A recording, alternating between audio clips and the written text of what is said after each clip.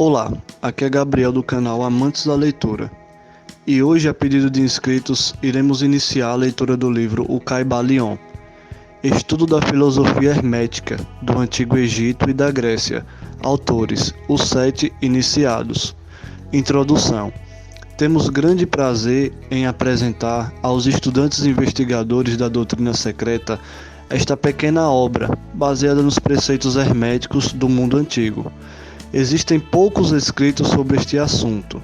Apesar das inúmeras referências feitas pelos ocultistas aos preceitos que expomos, de modo que, por isso, esperamos que os investigadores dos arcanos da verdade saberão dar acolhimento ao livro que agora aparece. O fim desta obra não é a enunciação de uma filosofia ou doutrina especial, mas sim fornecer aos estudantes uma exposição da verdade, que servirá para reconciliar os fragmentos do conhecimento oculto que adquiriram, mas que são aparentemente opostos uns aos outros e que só servem para desanimar e desgostar o principiante nesse estudo. O nosso intento não é construir um novo templo de conhecimento, mas sim colocar nas mãos do estudante uma chave mestra, com que possa abrir todas as portas internas que conduzem ao templo do mistério, cujos portais já entrou. Nenhum fragmento dos conhecimentos ocultos possuídos pelo mundo foi tão zelosamente guardado como os fragmentos dos preceitos herméticos, que chegaram até nós através dos séculos passados. Desde o tempo do seu grande estabelecedor, Hermes Trismegisto, o mensageiro dos deuses que viveu no Antigo Egito, quando a atual raça humana estava em uma infância, contemporâneo de Abraão. E se for verdadeira a lenda, instrutor deste veneral sábio, Hermes foi e é o grande sol central do ocultismo, cujos raios têm iluminado todos os ensinamentos que foram publicados desde o seu tempo. Todos os preceitos fundamentais e básicos introduzidos nos ensinos esotéricos de cada raça foram formulados por Hermes. Mesmo os mais antigos preceitos da Índia tiveram indubitavelmente a sua fonte nos preceitos herméticos originais. Da terra de Ganges, muitos mestres avançados se dirigiram para o país do Egito, para se prostrarem aos pés do mestre. Dele obtiveram a chave mestra que explicava e reconciliava os seus diferentes pontos de vista, e assim a doutrina secreta ficou firmemente estabelecida. De outros países também vieram muitos sábios que consideravam Hermes como o mestre dos mestres, e a sua influência foi tão grande que, apesar dos inúmeros desvios de caminho de centenas de instrutores desses diferentes países, ainda se pode facilmente encontrar uma certa semelhança e correspondência nas muitas e divergentes teorias admitidas e combatidas pelos ocultistas de diferentes países atuais. Os estudantes de religiões comparadas compreenderão facilmente a influência dos preceitos herméticos em qualquer religião merecedora deste nome. Quer seja uma religião apenas conhecida atualmente, quer seja uma religião morta, ou uma religião cheia de vida no nosso próprio tempo. Existe sempre uma correspondência entre elas, apesar das aparências contraditórias, e os preceitos herméticos são como que o seu grande conciliador. A obra de Hermes parece ter sido feita com o fim de plantar a grande verdade semente, que se desenvolveu e germinou em tantas formas estranhas mais depressa do que se teria estabelecido uma escola de filosofia que dominasse o pensamento do mundo. Todavia, as verdades originais ensinadas por ele foram conservadas intactas na pureza original, por um pequeno número de homens que, recusando grande parte de estudantes e discípulos pouco desenvolvidos, seguiram o costume hermético e reservaram as suas verdades para os poucos que estavam preparados para compreendê-las e dirigi-las.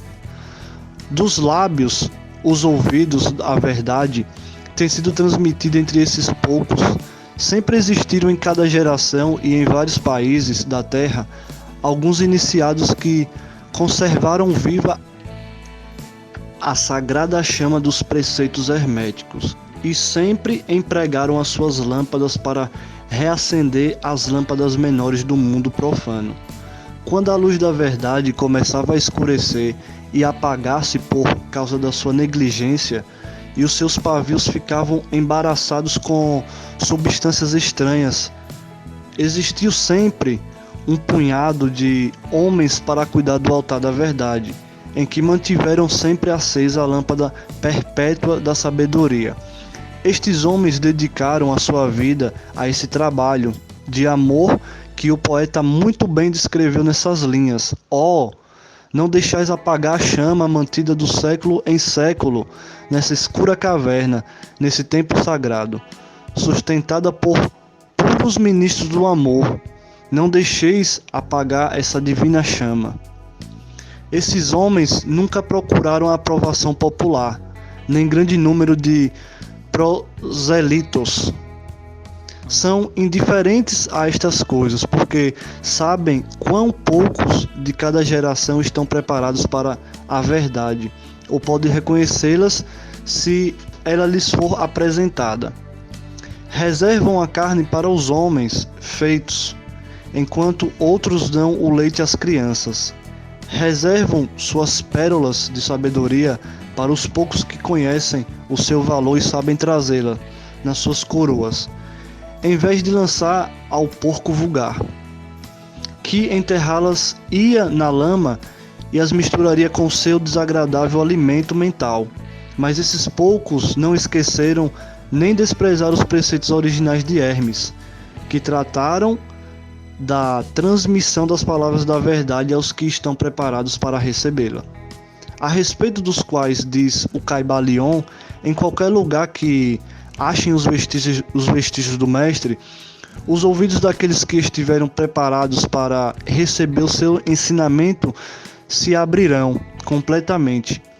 E ainda quando os ouvidos dos discípulos estão preparados para ouvir, então vêm os lábios para enchê-los com a sabedoria. Em qualquer lugar que achem os vestígios do mestre, os ouvidos daqueles que estiveram preparados para receber o seu ensinamento se abrirão completamente. E ainda quando os ouvidos do discípulo estão preparados para ouvir, então vêm os lábios para enchê-los com a sabedoria. Mas a sua atitude habitual sempre esteve estritamente de acordo com outro aforismo hermético também do Caibalion: os lábios da sabedoria estão fechados, exceto os ouvidos do entendimento. Os que não podem compreender são os que criticaram esta atitude de hermetistas e chamaram que eles não manifestavam o verdadeiro espírito dos seus ensinamentos.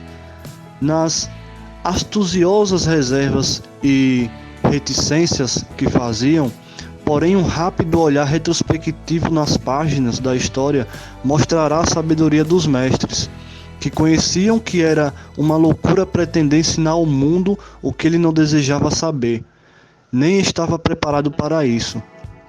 Os hermetistas nunca quiseram ser mártires, antes, pelo contrário, ficaram silenciosamente retirados com um sorriso de piedade nos seus fechados lábios, enquanto os bárbaros se enfureciam contra eles nos seus costumeiros divertimentos de levar à morte e à tortura.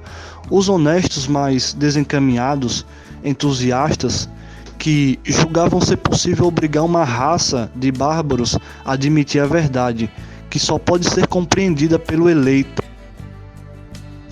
já bastante avançado no caminho, e o espírito de perseguição ainda não desapareceu da terra. Há certos preceitos herméticos que, se fossem divulgados, atrairiam contra os divulgadores uma gritaria de desprezo e de ódio por parte da multidão, que tornaria a gritar: crucificai-os, crucificai-os.